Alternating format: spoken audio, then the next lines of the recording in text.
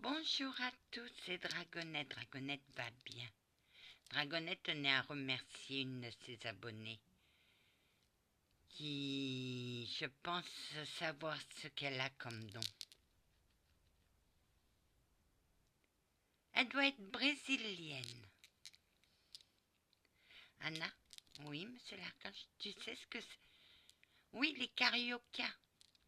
C'est des femmes en blanc qui font que de la magie blanche. Oui, Anna. Les cariocas font de la magie blanche. Ben, elles sont balèzes là-dedans. Oui. Tu connais certaines choses en magie blanche? Oh que oui. Je sais qu'ils utilisent beaucoup de prières et beaucoup de sel. Mais dans la magie blanche aussi, on peut tuer. Oui, Anna. C'est pour ça que tu as appris 3 choses. Oui. Pour me protéger, pour me défendre et pour enlever les douleurs. C'est ce que m'a appris ma grand-mère avant de mourir. Mhm. Ta grand-mère, ma grand-mère, elle était forte là-dedans. Dans cette maison, dès qu'elle ressentait quelque chose de bizarre, elle apaisait la maison, mais elle ne savait pas pourquoi elle apaisait la maison. Jusqu'à un jour où elle a vu le sorcier devant elle qui lui a dit ceci: je détruirai ta petite fille. Oui, il a voulu te détruire. Avec ce bouquin. Mais ce bouquin, c'est un bouquin de mal. Anna, que disent tes petites voix? La première, c'est ne dis pas le nom du bouquin. La deuxième, dis le nom du bouquin. Mais tu vas le dire non, parce que ce bouquin est trop dangereux. J'ai un de mes abonnés qui l'a tenu en main. Il est empathique et je l'embrasse. Il est empathique et il n'a pas aimé. Non, Anna. Il a ressenti tous les méfaits. Mais ses guides étaient à côté de lui. Oui. Que fait le sel dans la magie blanche? Il absorbe le négatif et il rejette le positif. Je lui ai conseillé le sel de Guérande parce que ce sel-là n'a pas eu beaucoup de transformations chimiques et que ce sel-là est très fort en ondes positives. Oui, la pierre de sel. La pierre de sel protège. Quand on l'allume, elle chauffe la pierre et la pierre dégage les ondes positives. Oui, et elle chasse les ondes négatives. Anna, qu'est-ce que tu fais pour protéger ta maison? Ben moi, je mets dans un petit truc, dans un ramequin ou dans un pot de yaourt, de crème, du sel de Guérande avec de l'eau bénite. Et ça fait barrière aux mauvaises ondes. Ok, oui, Anna. T'en as une dans ta chambre? Oui, mais moi, je l'ai mis dans un photophore en pierre de sel. Comme je vous avais dit, j'ai quatre bougeoirs en pierre de sel. Donc, j'ai mis dans ma chambre pour la protéger. Tu sais comment ça s'appelle, ça? Ça s'appelle la magie blanche. Ok, oui, Anna. Anna, ta grand-mère, quand t'étais peu... Ah oui, bah, je m'étais fait piquer par une bête au poignet. Et ça faisait comme un petit... Ça commençait à faire le tour de mon poignet. Ma grand-mère a vu et elle a dit: quand la tête aura mordu la queue, ta fille sera morte. Oui, elle a fait le nécessaire, bah bien sûr. Ma grand-mère savait, elle était guérisseuse aussi. Oui. Bah, j'ai toujours vécu dans le paranormal, mais c'est pas pour ça qu'à 8 ans, j'ai dit youpi, il y a le paranormal, je vais m'amuser avec. Je savais même pas ce que c'était.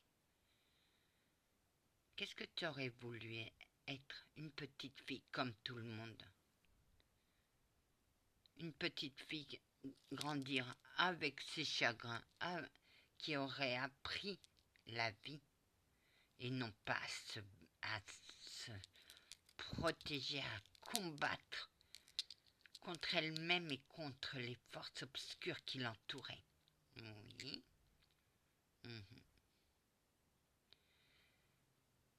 Cette malédiction, Anna, qu'est-ce qu'il faisait?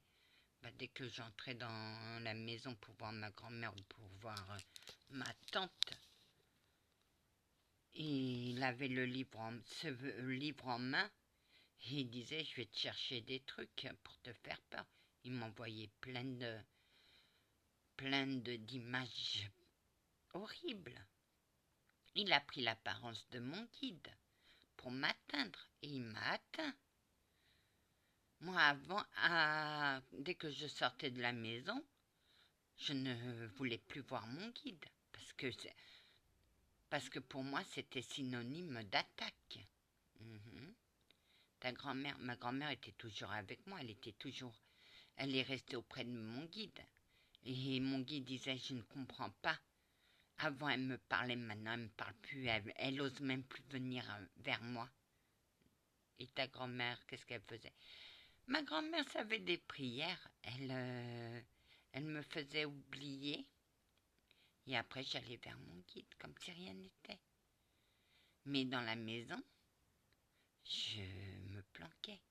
Mon conscient se planquait. Et lui arrivait: attends, je vais te faire des belles images. Oui. Mais tu as su il n'y a pas si longtemps Je l'ai su parce que ça m'est revenu. Oui, Anna. Tout remonte. Mais n'aie pas peur. Tu n'es plus celle que j'ai connue au début. Tu as pris de l'assurance. Tu as pris. J'ai grandi. Et je me laisse plus marcher sur les pieds. Parce que si on se laisse marcher sur les pieds, on n'est qu'une larve. Et il faut se battre. Il faut contre-attaquer. Oui. Messieurs les guides, nous on est très fiers d'elle. On est très fiers de ce qu'elle est devenue. Chevalier, comme elle vous appelle. Moi, quand je l'ai vue, j'ai dit: mon Dieu, c'est une écervelée. Elle comprend pas ses dons. Non. Non, parce que je pouvais pas lire en elle. Et pourtant, j'en ai guidé des personnes. Mais elle, impossible de lire. Et quand vous avez vu à Lyon, j'ai vu son travail avec son chat. Oui. Il a fait des merveilles, mais elle, oui, elle connaît son chat.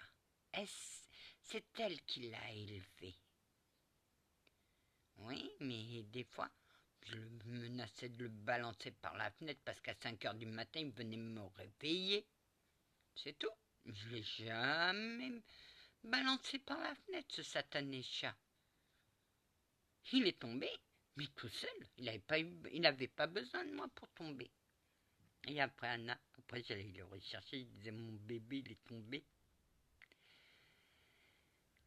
Oui. Mais il lui a obéi. Oui.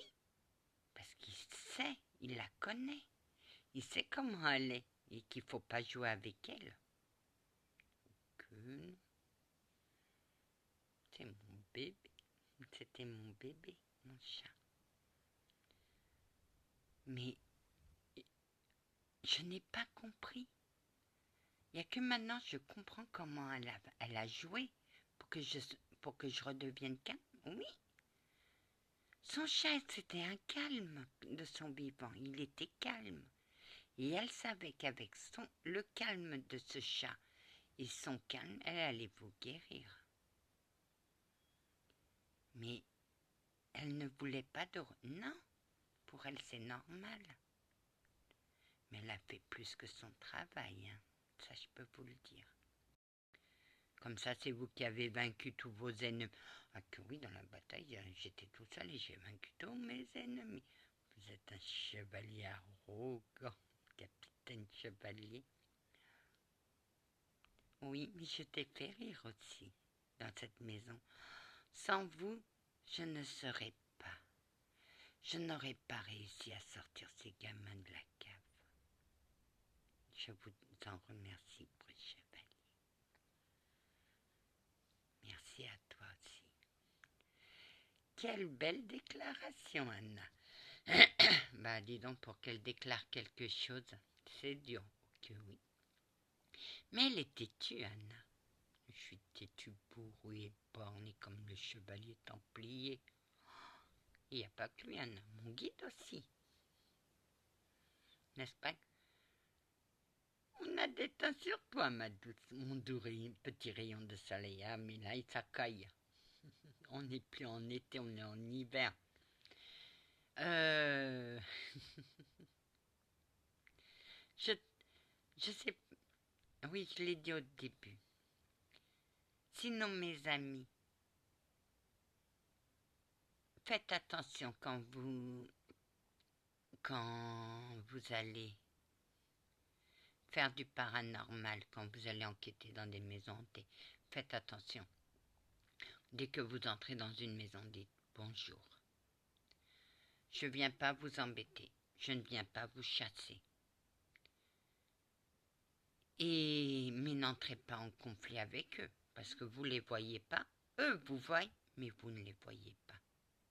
Et ils peuvent faire de votre vie un enfer. Alors méfiez-vous quand vous entrez quelque part. Disez toujours bonjour. Est-ce que je peux entrer? Si vous sentez un malaise, c'est que l'entité ne veut pas de vous.